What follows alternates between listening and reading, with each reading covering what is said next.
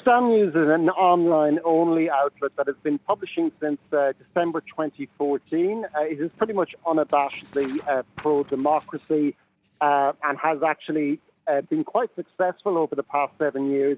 It operates on a subscription-only model and has managed to do quite well based on its readers' its readers' financial contributions. It really came to prominence during the 2019 protests when it was regularly live streaming a lot of the protests. And in fact, one of its journalists during the demonstrations is now in prison, serving 6 months for illegal assembly for the Tiananmen Vigil in 2020. She is also one of the 47 prospective candidates that is facing charges under the national security law.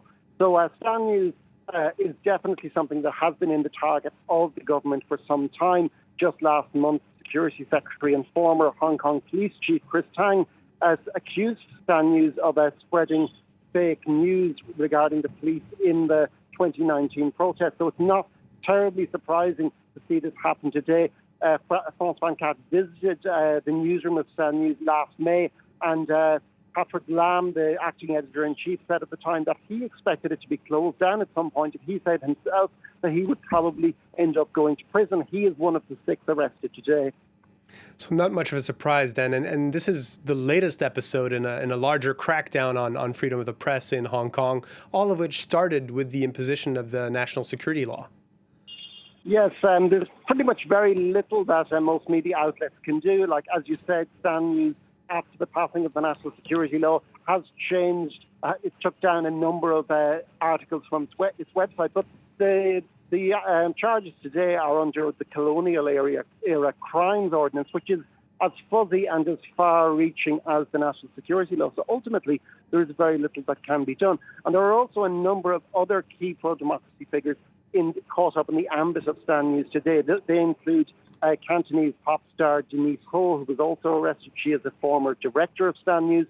Likewise, former lawmaker Margaret Ng, also a former director.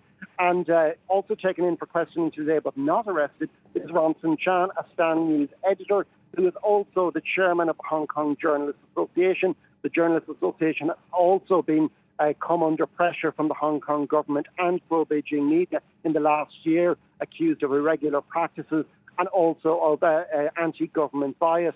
So these are things that have seen Hong Kong drop 65 places in Reporters Without Borders World Press Freedom standing over the last decade.